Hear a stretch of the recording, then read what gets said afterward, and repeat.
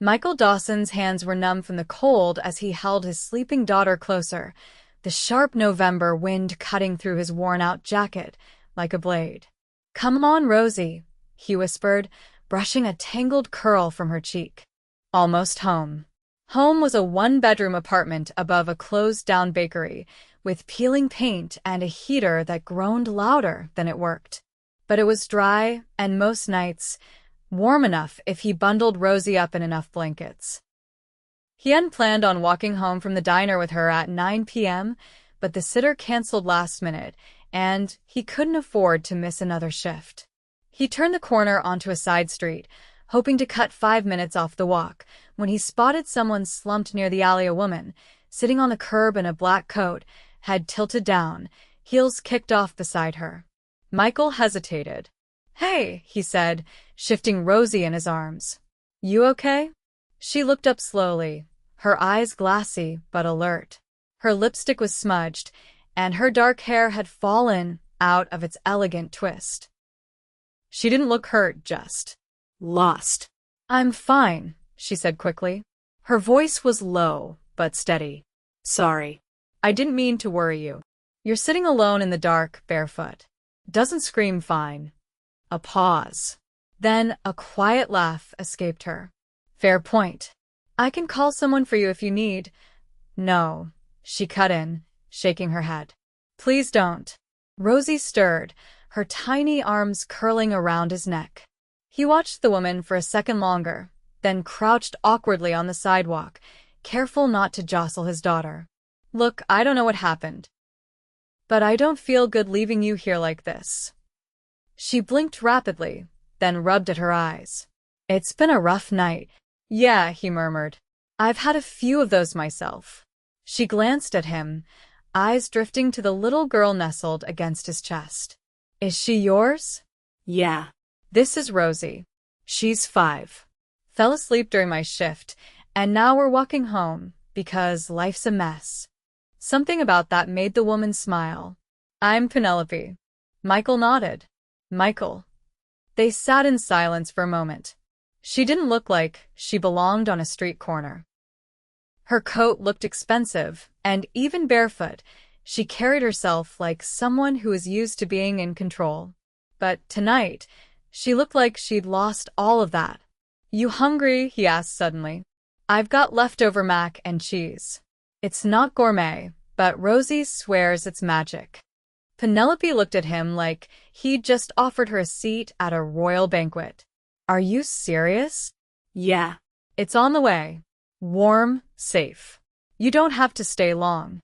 She hesitated, but when Rosie let out a soft sigh in her sleep and Michael stood, gently adjusting her, Penelope rose too, scooping up her heels. "I'll just come for a minute," she said. "Sure." He didn't press her. The apartment was small and dimly lit, but clean. Rosie stirred as he laid her gently on the couch, tucking a blanket around her. Penelope stood awkwardly in the doorway until he gestured her in. "Shoes off," he said with a tired grin. "Not because I'm fancy."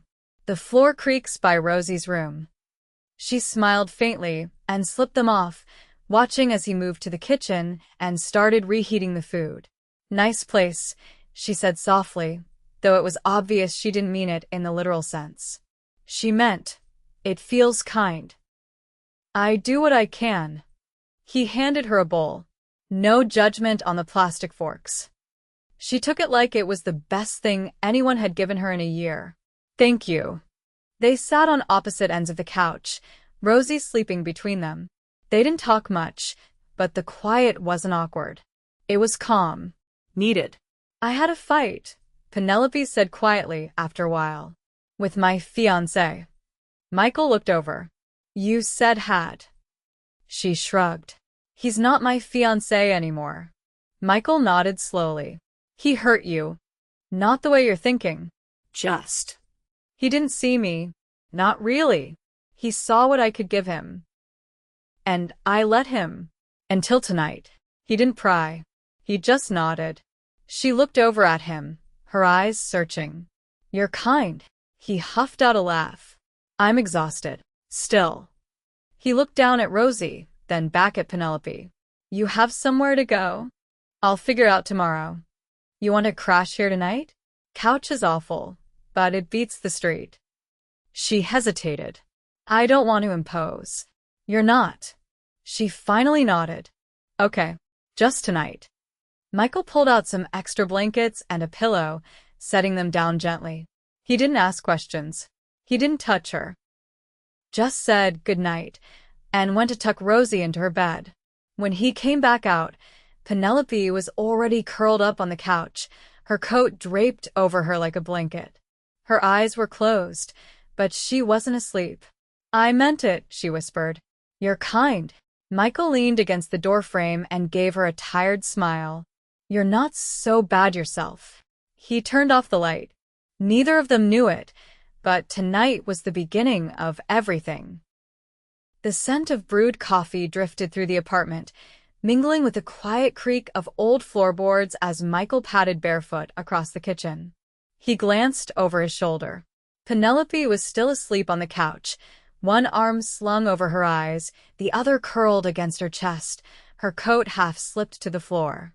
Rosie sat at the small kitchen table, scribbling on a coloring book page with the concentration of a miniature artist. She paused to whisper, Who's that lady? Michael spooned cereal into her bowl. Someone who needed a place to rest. Is she sad? Yeah, I think so. Rosie nodded solemnly, like this made perfect sense. You should give her pancakes. Pancakes make me feel better. Michael chuckled softly. I'll see what I can do. By the time Penelope stirred, the apartment had warmed from the morning sun filtering through the dusty blinds. She blinked at the unfamiliar ceiling, then sat up slowly, taking in the quiet scene, Rosie humming to herself, Michael flipping something on the stove, the scent of cinnamon filling the air. You didn't have to cook, she said, rubbing a hand over her face. Michael didn't turn. I didn't. Rosie did. I'm just fixing what she started. Rosie grinned. I cracked the eggs. Penelope's mouth twitched. That must have been very brave. Rosie beamed like she'd been knighted. Michael slid a plate toward Penelope, who hesitated before accepting it. I should go soon, she said, though her voice lacked conviction. You can eat first, Michael replied without looking at her. No one gets kicked out before breakfast. I'm not being kicked out. Then we're good. They ate in companionable silence, save for Rosie's humming and the occasional sound of her fork tapping against the plate. When breakfast was over, Penelope helped clear the table, rinsing dishes without being asked. Her tailored coat was draped over the back of a chair now, revealing a silk blouse beneath a soft gray cardigan that didn't match the rest of her outfit. Something about the quiet way she washed the plates deliberate, focused, unsettled Michael more than any breakdown could have. You could have stayed in a hotel, he said finally, handing her a towel. I didn't want to. You don't strike me as someone who sleeps on couches. I don't, she said, drying a plate. But I wasn't in the mood for marble floors and concierge smiles. There was something raw in the way she said it, honest, without veneer. You ever going to tell me what happened last night? He asked. I told you. I ended an engagement. You told me you had a fight. There's a difference. She paused, then folded the towel neatly and set it on the counter. He proposed 6 months ago. My father approved. My friends nodded. Everything matched on paper. But he only loved the version of me that fit into his world. Michael leaned against the counter. What about your world? That's the problem, she said quietly. I'm still figuring out what that is. Rosie wandered in with a crayon in each hand. Do you like dogs? Penelope blinked. Excuse me? Dogs, Rosie repeated. Daddy says we can't get one 'cause they're expensive, but if you like them too, maybe we could convince him. Michael raised an eyebrow. Rosie. I'm just asking, she said innocently, then turned to Penelope. You can name it. Penelope crouched beside her. I like dogs. But maybe you should start with a fish. Rosie wrinkled her nose. Fish don't cuddle. No, Penelope agreed. But they don't chew the furniture either. Michael watched them, something unfamiliar settling in his chest. It wasn't just that Penelope was kind to Rosie. It was the way she looked at her really looked like she wasn't humoring her, like what she said mattered. "I have to go," Penelope said after a beat, standing again. Michael nodded. "You want me to call a cab?" She hesitated. "Actually, would you walk with me?" He hesitated, then glanced at Rosie. "She can't stay here alone." "I can go too," Rosie offered eagerly. Michael crouched to her level. "You sure? It might be a long walk." Rosie gave an emphatic nod. "I have sneakers." They walked in silence at first, Rosie skipping a few paces ahead, pointing out squirrels and abandoned chalk drawings on the sidewalk. Penelope walked beside Michael, her hands tucked into the sleeves of her sweater. "Where are we going?" he asked eventually. "There's a parking garage a few blocks away. I left my car there." He raised an eyebrow. "You drove here?" "I didn't plan on staying long last night. Just needed to get away from everything. And now." She looked down. "Now I'm not sure what I'm going back to." Michael didn't press.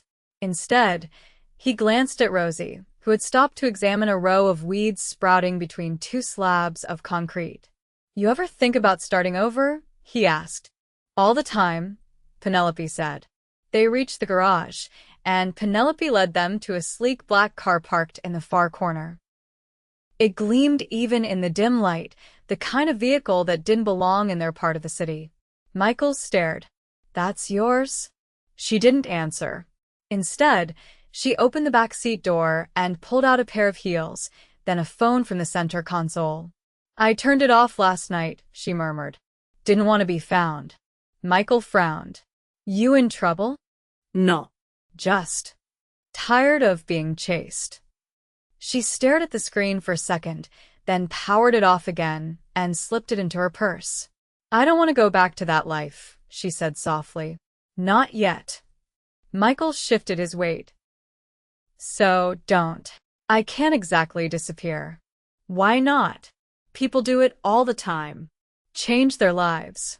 Start again." She looked over at him, her expression unreadable. "Would you? If it meant something better for Rosie?" "In a heartbeat."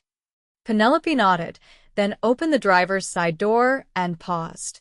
"Can I see you again?" Michael blinked. "You want to come back?" "I don't know where else I'd rather be." Rosie tugged on Michael's sleeve. "Can we show her the drawing I made?" He glanced at Penelope. "You free for dinner?" She smiled, not like someone used to being catered to, but like someone surprised by kindness. "I'd like that." She slid into the car, started the engine, and pulled away slowly, her eyes lingering on the two of them in the rear-view mirror. Michael stood with Rosie's hand in his, the wind tugging at the hem of his jacket. He didn't know what any of this meant yet, but something had shifted. Something quiet. Something real. The first time Penelope showed up again, it was 3 nights later, just as Michael was locking the diner door. She stood across the street, leaning against a silver sedan that gleamed beneath the flickering street lamp. Her hair was loose this time, curling slightly at the ends, and she wore jeans and a navy sweater that looked like it cost more than his rent. But it wasn't the clothes that threw him, it was the way she looked at him, like she wasn't entirely sure if she was making a mistake by being there. "You waited this whole time to call?" Michael asked, stepping off the curb. "I figured you'd be working," she replied. Didn't want to interrupt. "You didn't." She glanced behind him, toward the diner window, where he'd left the lights low. "Rosie with someone?" "Mrs. Keller across the hall. She owes me from last week's plumbing disaster." Penelope nodded, then exhaled like she'd been holding a breath for hours. "I couldn't stop thinking about that night. I thought maybe you regretted it." "I didn't." Her voice was steady. "I just didn't know how to come back without dragging everything else with me." Michael tilted his head, watching her. "Then leave it behind." "I'm trying." They walked without speaking for a while, her heels clicking softly against the concrete. When they reached his building, Penelope hesitated at the bottom step. Do you mind if we don't go up? I just wanted to see you. Michael nodded once. All right. I've been in meetings all day, she said, suddenly restless. 14 people in a room, all talking about numbers. Not one of them asked if I was okay. Are you? I am now. He leaned against the railing, arms crossed. You're not what I expected. She gave him a sideways glance. What did you expect? Someone who'd forget me the moment her heels touched marble again. I used to be that person, she admitted. But I think I was miserable the entire time. He pushed off the railing. You hungry? Always. They walked a few blocks to a small food cart Michael knew. The guy behind the glass, a wiry man with a beard that defied gravity, handed Michael a wrapped sandwich without a word. Two tonight, he asked, glancing at Penelope. Michael nodded. She's with me. They sat on a bench near the park, paper wrappers in their laps. Penelope took a bite, then sighed. This is better than anything I've eaten all week. That's depressing. It's honest. Michael watched her for a beat. What did you do before all this? Corporate acquisitions. I was the youngest partner at my firm. Then my father pushed me into a merger that would have made us both a lot of money if I'd gone through with the wedding. Michael didn't answer for a moment, digesting that. And if you had, he asked, I'd be miserable. Richer, but miserable. You're already rich. She looked at him sharply, but he didn't flinch. I figured it out when I saw your car, he said. People don't leave anything that fancy in garages this side of the city unless they're trying to disappear. She set her sandwich down. You're not angry? No. Just wondering why you didn't say anything. I didn't want to scare you off. I've got a daughter who thinks pancakes solve heartbreak. I don't scare easy. Penelope's gaze softened. You're different. That's what people say when they don't know what box to put me in. I don't want to put you in a box. He looked at her then, really looked. There was no gloss tonight. No pretense. Just a woman who'd walked away from a life most people would kill for, sitting beside him on a park bench with mustard on her sleeve. You didn't just walk away from a guy, did you? He asked quietly. No, she said. I walked away from everything. Michael leaned forward, resting his elbows on his knees. So what now? I don't know. But I was hoping maybe I could find out here. He glanced over. Here as in the neighborhood? Here as in with you. He didn't move, didn't speak for a moment. Then he stood and held out a hand. Come on. She took it without hesitation. They walked back to his apartment building in silence. When they reached the door, he turned to her. You can come in. But this time, it's not just a place to crash. I know. He let them in, the worn hinges groaning as they climbed the stairs. Inside, Rosie was curled up under a blanket, watching a cartoon with Mrs. Keller half asleep in the armchair beside her. Hey, Rosie said, eyes lighting up when she saw Penelope. You came back. Penelope knelt beside her. Of course I did. Want to see my dance I learned today? Yes, please. Michael watched as Rosie launched into a series of dramatic twirls that ended with her flopping over the arm of the couch. Penelope clapped like it was the finale of a Broadway show. Rosie giggled. You clap louder than Daddy. I'll work on that, he said, crossing the room to help Mrs. Keller up. Thanks again. She waved him off. You owe me cookies. I'll add it to the list. When she left, and Rosie was tucked into bed, Michael leaned against the kitchen counter, arms crossed. Penelope hovered near the window, looking out over the street. I don't know what this is, he said. Does it have to be something yet? I've got a kid. I don't get to play games. I'm not playing. He studied her. All right. She turned from the window. All right. You want to figure it out here? He asked. Then stay long enough to do it. Her eyes flickered with something new relief, maybe, or something braver. I will. That night, she didn't sleep on the couch. She didn't ask where she should go. She simply made tea in his kitchen, found a blanket, and sat beside him on the floor while Rosie slept in the next room. Michael didn't ask for promises, and Penelope didn't offer any. But as the steam curled from their mugs and the city exhaled beyond the window, something settled between them. Not certainty. Not yet. But something real. Something quietly beginning. Michael adjusted the collar of his only decent button-down shirt, watching himself in the mirror of the diner's staff bathroom. His reflection stared back, equal parts nervous and bewildered. The place had been scrubbed cleaner than it had been in years, floors shining, counters spotless. It wasn't usually open on Sundays, but for this, the owner had made an exception. Rosie tugged at his sleeve from below. "Are you sure we're not in trouble?" He laughed, bending to fix the bow in her hair. "Not unless you forgot how to dance." "I didn't," she said confidently. "I practiced with Penelope all morning." Michael stood, heart thudding a little harder at the sound of her name. It had been 3 weeks since she'd walked back into their lives, not just occasionally but fully staying late, helping Rosie with homework, coming with them to the market like she belonged there. She never brought up work or her old life, and he didn't ask. But every day, there was something new: fresh flowers in a chipped vase, a new book on Rosie's pillow, a warm meal waiting when he got home. Now, tonight was happening. Outside the diner, a black SUV pulled up to the curb. Not the kind of sleek, unreachable car she'd first driven, but something practical, understated.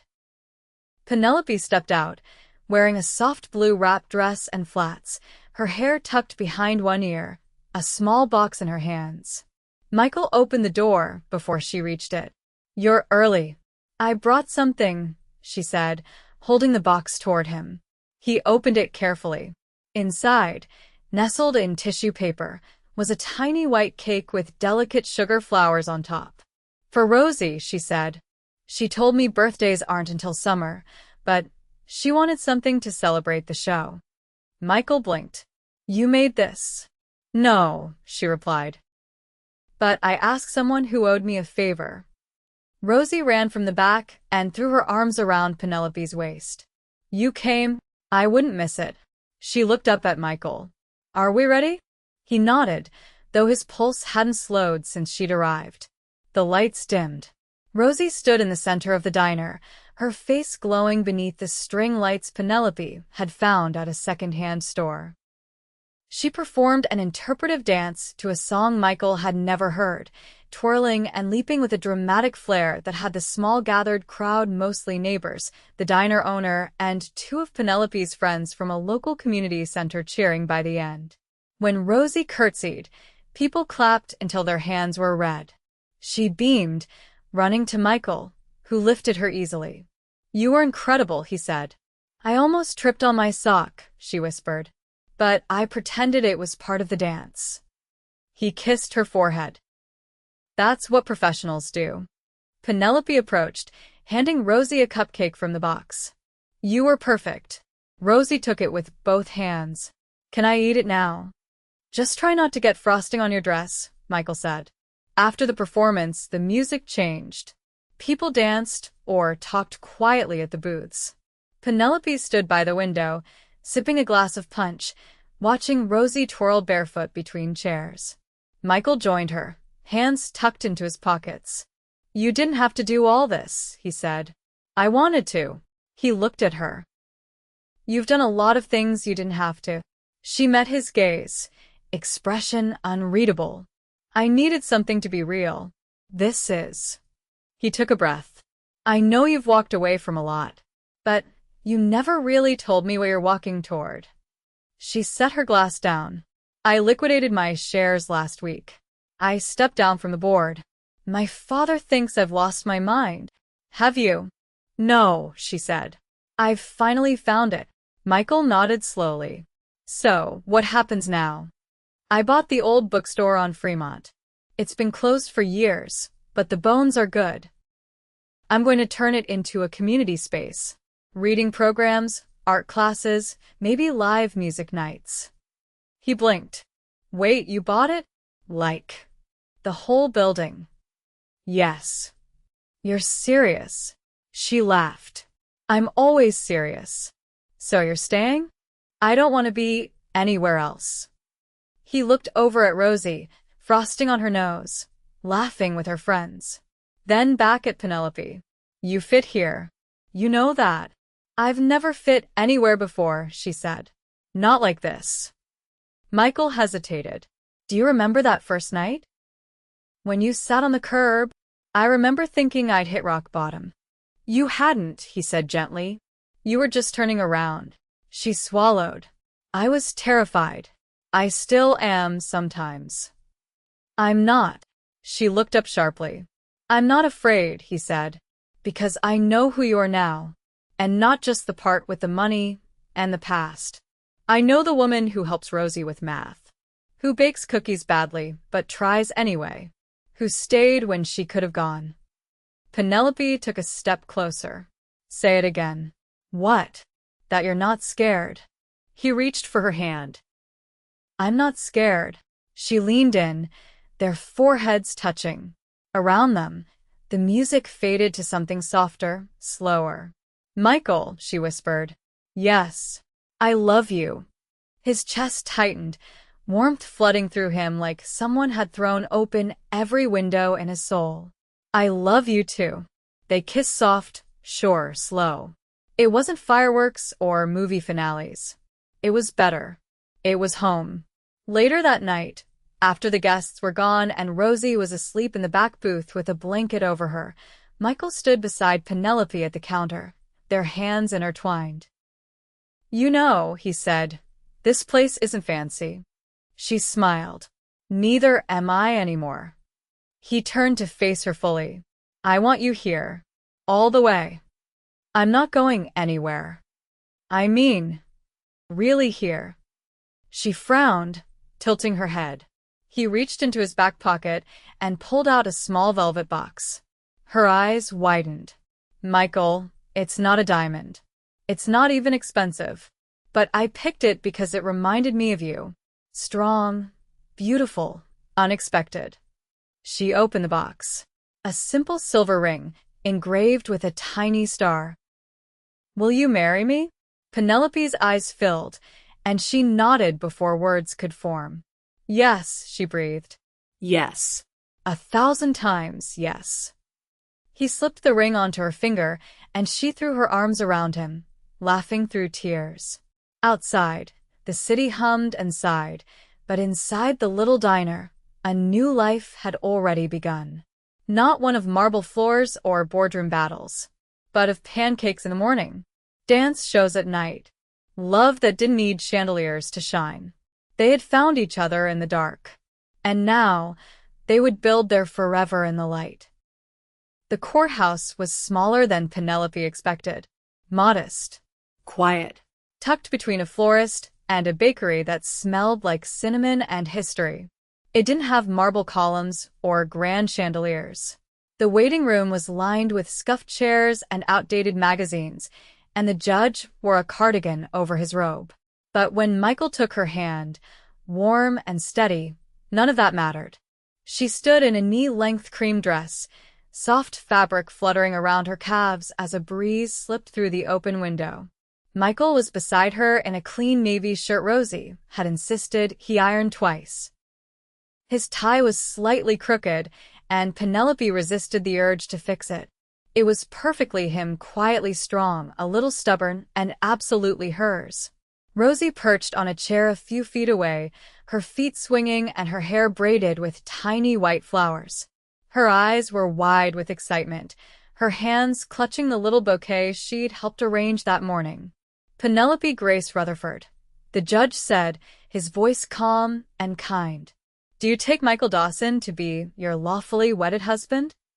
Her eyes didn't leave Michael's. I do, she said, without the slightest tremble. And Michael Dawson, do you? I do, he said before the judge could finish. Penelope laughed quietly, and Rosie clapped before anyone else.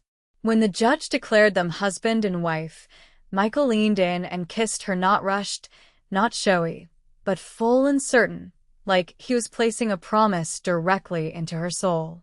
Outside, the sun had warmed the sidewalk, and Rosie skipped ahead, tossing flower petals from the basket she'd insisted on carrying even though there hadn't been a formal aisle. Michael carried their marriage certificate in one hand and held Penelope's fingers with the other. "I was thinking," she said as they turned the corner, "we should host something at the bookstore. Something small, but real. Cake, music, people we love." "We don't know that many people," he replied. "Then we'll feed the ones we do better." Rosie paused at the bakery window. "Can we get the chocolate one?" Michael looked at Penelope, who nodded. "Get the big one," he said. The bakery owner, a cheerful woman who'd taken an immediate liking to Rosie weeks ago, boxed the cake and threw in an extra box of pastries for the newlyweds. Michael paid, without hesitation, sliding his card across the counter like it was nothing. "You're not keeping score, are you?" Penelope asked as they stepped outside. "Not when it comes to you." They spent the afternoon in the bookstore, the scent of old pages and new paint mingling with the sugar from the cake. The shelves, still half filled and waiting for donations, stood like quiet witnesses around them. Rosie had drawn a "Welcome to the Book Nook" sign in marker and glitter, taped lopsidedly to the front door. Michael poured lemonade into mismatched mugs while Penelope placed a record on the old player she'd found at a flea market. Jazz floated through the air, soft and golden. "Do you think we're moving too fast?" she asked as he handed her a drink. "We already jumped," he replied. "No use second-guessing the landing." She leaned into him. "I don't want this to fade." "It won't." "You can't know that." He looked at her then, serious. "I do know. Because for the first time in my life, I'm not afraid of what comes next." She was quiet a moment, then rested her head on his shoulder. "Neither am I." By evening, a few neighbors had wandered in, Mrs. Keller with a tin of cookies, the diner owner with a bottle of sparkling cider. They toasted with paper cups and laughed when Rosie insisted on giving a speech. "My dad and Penny are married now," she said, standing on a stool. "So we're all a team. And teams help each other. And they dance." "Dance?" Michael mouthed to Penelope. She pulled him by the hand toward the center of the room. "She's the boss." He spun her gently, the two of them swaying between shelves and folding chairs, their steps soft, their smiles unguarded. Later that night, when Rosie was tucked into bed in the little room above the bookstore, the one they'd painted together last week, Michael wrapped his arms around Penelope as they stood by the window. The city was quiet. The streetlights cast golden halos over the sidewalk. Somewhere, a saxophone played faintly from a second-floor apartment. "I never thought I'd call a bookstore home," he said.